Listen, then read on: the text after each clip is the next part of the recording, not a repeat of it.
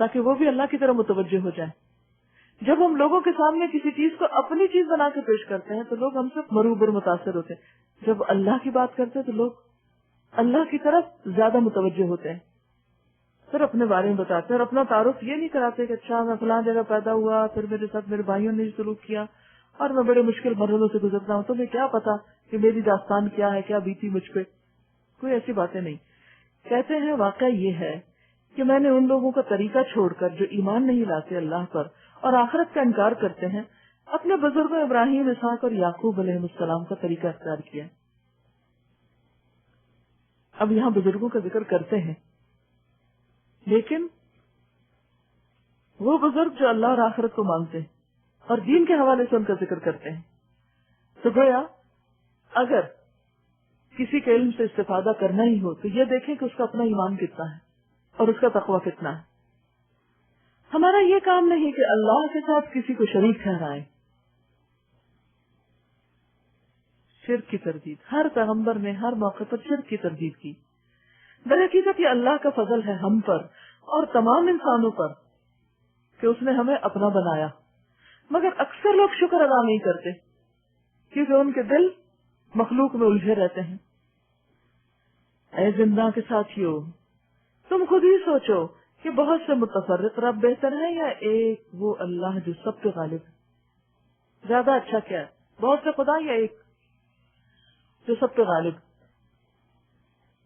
یعنی اس میں لاجک بھی ہے, اس میں جذبات بھی ہے, اس میں اپنی ایسوسیشن بھی, اپنا بیک گراؤنڈ بھی بتا رہے ہیں کہ میں کہاں سے بات کر رہا ہوں, یعنی اپنی سند بھی دے رہے ہیں کہ کن کی اولاد ہوں اور پھر کس کی بات پہنچا رہا ہوں اور کیا بات پہنچا رہا ہوں. چند لفظوں کے اندر سب کچھ سمٹ گیا. اس کو چھوڑ کر تم جن کی بندگی کر رہے ہو. اب تردید بھی ہے ساتھ. دیکھیے کوئی بات مکمل نہیں ہوتی جب تک ایک طرف تائید کے ساتھ غلط کی تردید نہ ہو. اس کو چھوڑ کر تم جن کی بندگی کر رہے ہو وہ اس کے سوا کچھ نہیں کہ بس چند نام ہیں جو تم نے اور تمہارے آباء و اجداد نے رکھ لیے ہیں. اللہ نے ان کے لیے کوئی سند نہیں نازل کی. فرما روائی کا اقتدار اللہ کے سوا کسی کے لیے نہیں.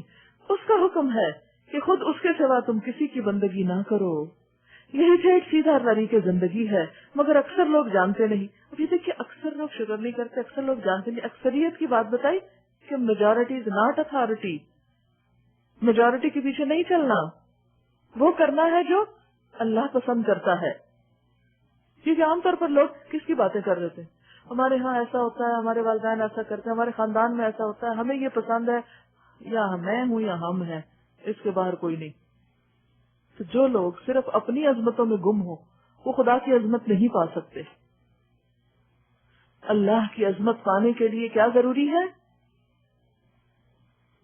اپنی عاجزی, اپنے گناہ اور اپنے قصور نظر آئیں, اپنی غلطیاں نظر آئیں اور ان کی اصلاح کی طرف توجہ ہو. تو اپنی گفتگو پہ غور کیا کیجیے کہ زیادہ بات کس کی کرتے ہیں آپ, اپنی کرتے ہیں, اپنے خاندان کی کرتے ہیں, یا کوئی اور بھی خیر بھلائی کی کرتے ہیں. اے زندہ کے ساتھیوں, بس اتنی بات کر کے اب تعبیر بتاتے ہیں. تمہارے خواب کی تعبیر یہ ہے کہ تم میں سے ایک تو اپنے رب شاہ مصر کو شراب پلائے گا. شاہ مصر کو شراب پلائے گا. یہ جو رب کا لفظ ہے یہ عام طور پر ہمارے اردو میں صرف اللہ کے لیے استعمال ہوتا ہے, لیکن عربی میں ربا یا رب ربن کا مطلب ہوتا ہے پرورش کرنا, پروان چڑھانا, کسی کی ضرورت پوری کرنا. تو عام طور پر بادشاہوں کے لیے یا بڑوں کے لیے یہ لفظ استعمال. گھر کی عورت کو کہتے ہیں ربت البیت, جو گھر کا انتظام چلاتی. تو منتظم کے لیے بھی آتا رب. تربیت کا لفظ بھی اسی سے نکلا ہے. رہا دوسرا تو اسے سولی پر چڑھایا جائے گا اور پرندے اس کا سر نوچ نوچ کے کھائیں گے. فیصلہ ہو گیا اس بات کا جو تم پوچھ رہے تھے. بات ختم, مختصر الفاظ میں کام ختم کر دیا. پھر ان میں سے جس کے متعلق خیال تھا کہ وہ رہا ہو جائے گا, اس سے یوسف علیہ السلام نے کہا کہ اپنے رب سے میرا ذکر کرنا, مگر شیطان نے اسے ایسا غفلت میں ڈالا کہ وہ اپنے رب سے اس کا ذکر کرنا بھول گیا. یعنی عزیز مصر سے ذکر نہ کیا اس نے, اور یوسف کئی سال قید خانے میں پڑا رہا, کیونکہ ہر کام کا ایک وقت ہوتا ہے. یہاں پر آپ دیکھیں کہ یوسف علیہ السلام نے تھوڑا سا سہارا لے لیا. کس کا؟ انسان کا, کہ جا کے تم میری سفارش کر دینا اور بتانا کہ میں کیسا ہوں. شاید وہ مجھے رہا کر دے، کیونکہ قید تو قید ہی ہے نا. لیکن اللہ سبحانہ وتعالیٰ نے اس بندے کو بھلوا دیا جس نے جا کے آگے سفارش کرنی تھی. گویا کوئی انسان بھی ہماری مدد نہیں کر سکتا جب تک اللہ نہ چاہے. کوئی سفارش کر نہیں سکتا، کرے تو اس کی سنی بھی نہیں جائے گی جب تک اللہ کا اذن نہ ہو. ایسا بندوں سے شکایت نہ کریں تو انہوں نے ہمارے لیے کچھ نہیں کیا. اگر ڈاکٹر ایک صحیح پرسکرپشن نہیں لکھتا، اللہ کا اذن نہیں کہ ابھی آپ کو شفا ہو. اگر اس کو آپ کو مرض سمجھ نہیں آتا تو اللہ کا اذن نہیں کہ ابھی آپ کو اس مشکل سے نکالا جائے. تو اللہ سبحانہ وتعالیٰ نے ایک لمبے عرصے کے لیے ان کو بضع سنین، بضع عربی میں کہتے ہیں 3 سے 9 تک کو، کئی سال تک ان کو جیل میں رہنا پڑا. وقال الملک انی ارا 7 بقرات سمان. اور جب اللہ چاہتا ہے کہ کام ہو جائے تو کیسے کیسے اسباب پیدا کرتا ہے. ایک روز بادشاہ نے کہا میں نے خواب میں دیکھا ہے کہ 7 موٹی گائیں ہیں جن کو 7 دبلی گائیں کھا رہی، الٹا کام. اور اناج کی 7 بالیں ہری اور دوسری 7 سوکھی. عجیب کنٹراڈکشن. اے اہل دربار، مجھے اس خواب کی تعبیر بتاؤ اگر تم خوابوں کو مطلب سمجھ. یعنی بادشاہ اپنے خواب سے اتنا گھبرایا کہ اس نے صرف چند اپنے ہمراضوں کو بتانے کے بجائے پورے بھرے دربار میں بات کی. درباری بھی سارے آس پاس ہر طرف پوچھنے لگ گئے کہ اس کی تعبیر کیا ہوگی. ایک بڑا انوکھا سا خواب تھا. اب یہ دیکھیے بادشاہ بھی مشرک ہے لیکن اس کو بھی سچا خواب آ گیا. لوگوں نے کہا یہ تو پریشان خوابوں کی باتیں، اور ہم اس طرح کے خوابوں کا مطلب نہیں جانتے. سب کے سب کیا ہو گئے؟ عاجز آ گئے. سب عاجز آ گئے.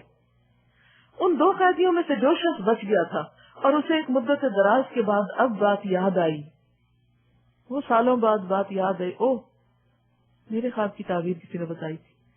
اس نے کہا میں آپ حضرات کو اس کی تعویل بتاتا ہوں، مجھے ذرا قید خانے میں یوسف کے پاس بھیج دو. اس نے جا کر کہا یوسف اے سراپا راستی ایھا الصدیق. یہ ہوتی ہے پیغمبروں کی پہچان، یہ ہوتی ہے اللہ والوں کی پہچان کہ وہ اپنی بات میں سچے، اپنے کردار میں سچے اور سچائی کی تلاش میں رہنے والے. مجھے اس خواب کا مطلب بتاؤ کہ 7 موٹی گائیں ہیں جن کو 7 دبلی گائیں کھا رہی، 7 بالیں ہری اور 7 سوکھی. شاید کہ میں ان لوگوں کے پاس واپس جاؤں اور شاید کہ وہ جان لیں. یوسف نے کہا 7 برس تک لگاتار تم لوگ کھیتی باڑی کرتے رہو گے. اس دوران میں جو فصلیں تم کاٹو ان میں سے بس تھوڑا سا حصہ جو تمہاری خوراک کے کام آئے نکالو اور باقی کو اس کی بالوں ہی میں رہنے دو. پھر 7 برس بہت سخت آئیں گے. اس زمانے میں سب غلہ کھا لیا جائے گا جو تم اس وقت کے لیے جمع کرو گے. اگر کچھ بچے گا تو بس وہی جو تم نے محفوظ رکھا ہو. اس کے بعد پھر 1 سال ایسا آئے گا جس میں باران رحمت سے لوگوں کی فریاد رسی کی جائے گی اور وہ رس نچوڑیں گے.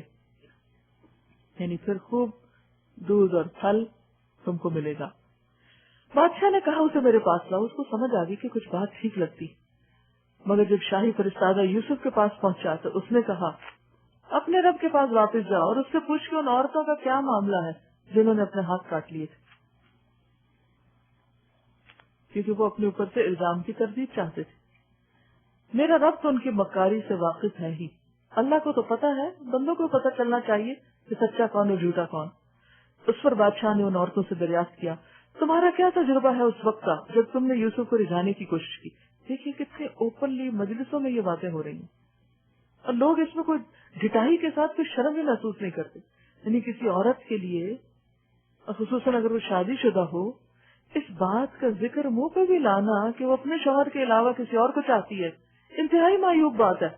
دین میں بھی، اخلاق میں بھی، فطرت کے اعتبار سے بھی، کامن سینس بھی اس کو قبول نہیں کرتی کہ کوئی شادی شدہ عورت قید نکاح میں ہوتے ہوئے کسی اور مرد سے محبت کرے یا اس پہ ریجھے اور پھر اس کا تذکرہ بھی کرے اور اس کا تذکرہ پبلکلی کرے. کیونکہ بادشاہ کے سامنے کہنے کا مطلب کیا ہے کہ پبلکلی بات ہو رہی ہے.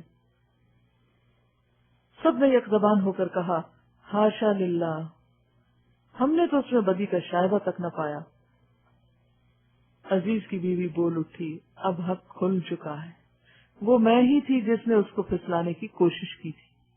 بے شک وہ بالکل سچا ہے. معاملہ صاف. جس نے الزام لگایا تھا اس نے اعتراف کیا، بھری مجلس میں اعتراف کیا. یہ موقع کس نے پیدا کیا بے گناہی ثابت کرنے کا؟ اللہ نے، لیکن کب، کتنے عرصے کے بعد؟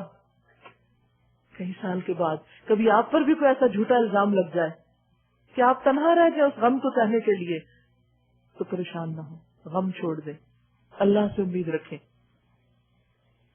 کہ جس طرح کچھ حالات میں یہ الزام لگا تھا، اسی طرح اللہ ایسے حالات پیدا کرے گا کہ صفائی دنیا میں سامنے آ جائے گی اور لوگوں کی غلط فہمیاں دور ہو جائیں گی. لیکن اس کے لیے انسان کو صبر کرنا پڑتا ہے اور اللہ پہ توکل کرنا پڑتا ہے اور محسن بننا پڑتا ہے. وہ اپنی نیکیوں اور احسان اور رویے میں کسی قسم کی کوئی کمی نہ کرے. یہ اللہ کا معاملہ ہے نا، وہ اللہ سچائی کی گواہی دینے والا کافی ہے. کفا باللہ شہیدا. دنیا میں بھی حقائق کھل جاتے ہیں اور آخرت میں بھی تو کھل کر رہیں گے. وہ وقت دور نہیں جب سب کے سامنے سچائی کا اظہار ہو جائے گا. یوسف نے کہا اس سے میری غرض یہ تھی کہ عزیز یہ جان لے کہ میں نے در پردہ اس کی خیانت نہیں کی تھی، میں نے کوئی غلط کام نہیں کیا تھا. اور یہ کہ جو خیانت کرتے ہیں ان کی چالوں کو اللہ کامیابی کی راہ پہ نہیں لگاتا. وہ اللہ کے کام کے لیے نہیں چنے جاتے.